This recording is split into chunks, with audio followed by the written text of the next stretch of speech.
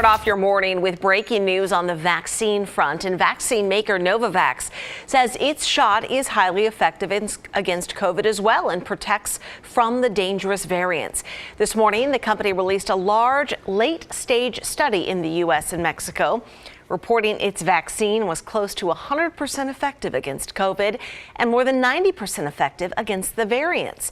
Novavax plans to file for emergency use authorization worldwide by the end of September. Well, as we mentioned right at the top of the hour, Oregon continues to move towards the governor's goal of having 70% of adults in the state with at least one shot in order to fully reopen. The Boys and Girls Club of Portland is helping with that effort. The organization is working with other local nonprofits to get more people vaccinated with a focus on underserved communities. The Boys and Girls Club is hosting free vaccine events. They'll even help people find a way to get there if they need the help. We wanted to provide an opportunity to get closer and deeper into the neighborhoods where marginalized families live, so they can access walk-up clinics and access the vaccination. That was Terry Johnson with the Boys and Girls Club. He said these clinics will go on through the summer at various club sites in the metro area. We have more information about this at KGW.com. All right, let's get to three more quick stories about COVID. Number one, taking a look at the numbers released by the Oregon Health Authority. The state reported 167 new and presumptive cases yesterday with one new death. 51 of those cases are in Multnomah County. OHA added more than 15,000 new doses of vaccine administered, meaning 72,000 more shots need to be given before restrictions and capacity limits end in Oregon. Number two, more encouraging news when it comes to severe cases. Hospitalizations in Oregon are down by more than 22% from last week. OHA says in the past 7 days, the peak of people in hospital beds with COVID was 206 and ended up dropping as low as 163. And number three, a federal court sided with a Houston hospital over the weekend in a lawsuit brought by employees. 117 workers sued over a policy requiring them to get the shot or lose their job.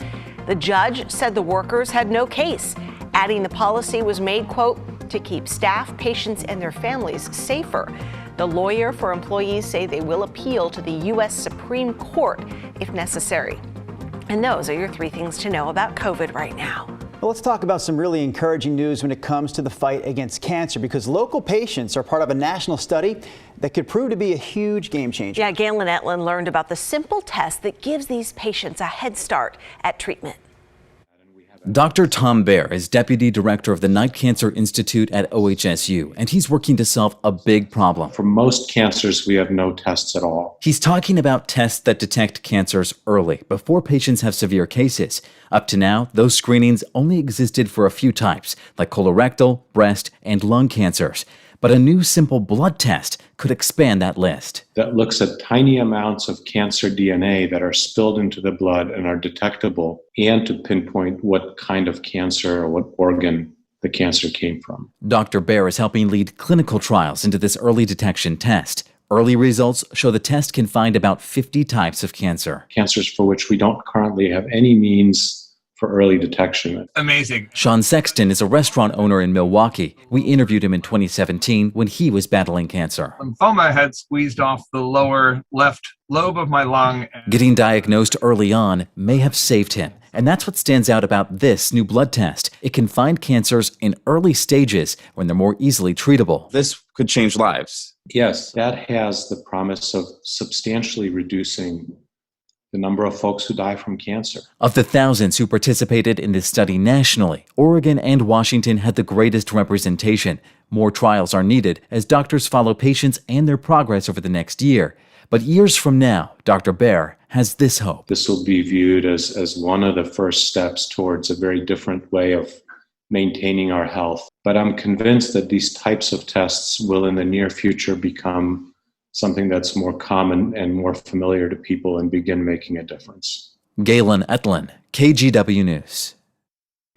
All right, well, this is a tragic story. An off-duty Seattle police officer has died after stopping to help people involved in a nasty crash along I-5. There was a 13-car pileup yesterday. As traffic backed up behind, another 3 cars got into a second crash.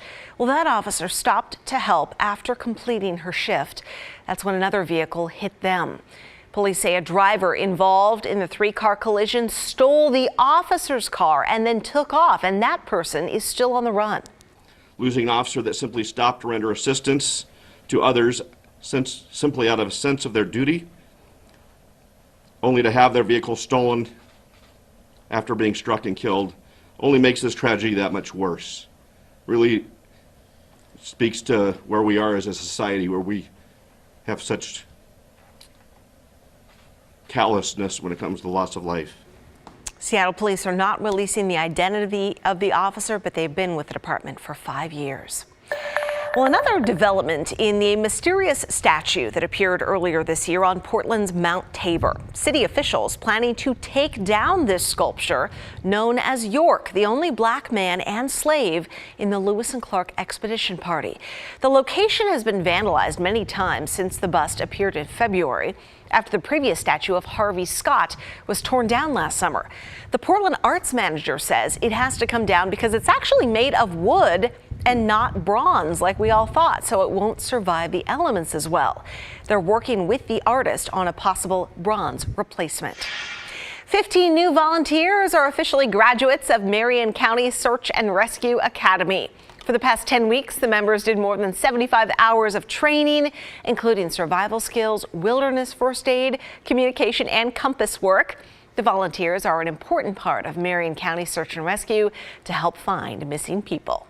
Well, the Blazers' search for a new head coach is expected to pick up some steam this week. There are reports that the team will start interviewing several candidates here over the next few days. So let's talk about the front runner for starters. It remains former player and current Clippers assistant Chauncey Billups.